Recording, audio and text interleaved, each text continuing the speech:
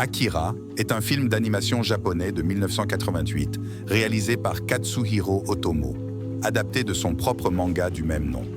Il est considéré comme un chef-d'œuvre de l'animation et a eu un impact profond sur la culture pop et l'animation à travers le monde. Voici un récapitulatif détaillé du film Akira. Introduction et contexte. L'histoire de Akira se déroule en 2019 dans une ville dystopique appelée Néo-Tokyo, construite après la destruction de Tokyo par une mystérieuse explosion en 1988. La ville est plongée dans le chaos, la corruption et la violence, avec des gangs de motards qui sèment la terreur et des manifestations anti-gouvernementales fréquentes. Personnages principaux, Kaneda Shotaro, le leader charismatique d'un gang de motards appelé les Capsules. Tetsuo Shima, membre du gang de Kaneda et son ami d'enfance, qui devient central à l'intrigue. Colonel Shikishima, officier militaire responsable du projet secret gouvernemental impliquant Akira. Kei, une membre d'un groupe de résistants qui se bat contre le gouvernement. Akira, un enfant au pouvoir psychique extraordinaire, considéré comme une figure mythique après avoir causé la destruction de Tokyo. Déroulement de l'intrigue. La rencontre avec l'inconnu. L'histoire commence avec une course de moto entre les Capsules et un gang rival appelé les Clowns. Au cours de la bataille, Tetsuo entre en collision avec un enfant étrange au pouvoir psychique, échappé d'un projet gouvernemental top secret. Cet événement marque le début de la transformation de Tetsuo.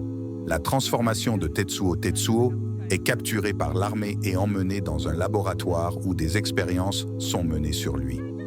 Il développe rapidement des pouvoirs psychiques, similaires à ceux d'Akira, et devient de plus en plus instable. Sa puissance croissante le rend incontrôlable, et il commence à ressentir des douleurs atroces, tout en devenant mégalomane. La quête de Kaneda, déterminée à sauver son ami, se lance dans une mission pour retrouver Tetsuo. Il s'allie avec Kei et les résistants qui cherchent à renverser le gouvernement corrompu. Pendant ce temps, Tetsuo, obsédé par la découverte de l'origine de ses pouvoirs, cherche à trouver Akira. La découverte d'Akira Tetsuo finit par localiser le lieu où les restes d'Akira sont conservés sous la ville, mais découvre que le gouvernement n'a gardé que des parties de son corps dans des capsules cryogéniques. Lors de l'ouverture des capsules, ses pouvoirs deviennent incontrôlables, déclenchant un second cataclysme semblable à l'explosion originale. Le conflit final. Alors que Tetsuo se transforme en une masse monstrueuse de puissance incontrôlée, Kaneda confronte son ami dans une bataille épique. Le colonel Shikishima tente de déployer des mesures militaires extrêmes pour arrêter Tetsuo, mais sans succès. Finalement, les enfants psychiques, les Espers, interviennent et utilisent leur pouvoir pour contenir la destruction et sauver Kaneda. Conclusion.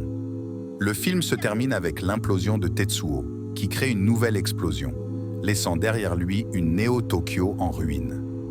Les enfants psychiques disparaissent, emmenant Tetsuo vers une autre dimension. Kaneda et Kei, survivants, se retrouvent dans une ville dévastée, mais avec un faible espoir de reconstruire un avenir meilleur.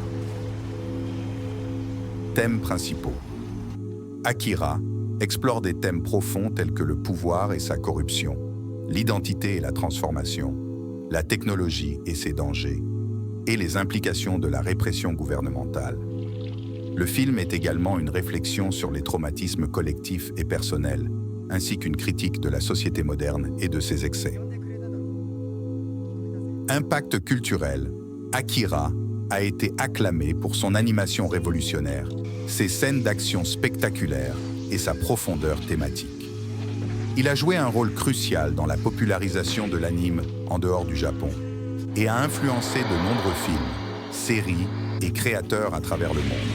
En résumé, Akira est une œuvre complexe et puissante qui reste un pilier de l'animation et de la science-fiction, captivant les spectateurs avec son mélange de spectacle visuel et de réflexion philosophique.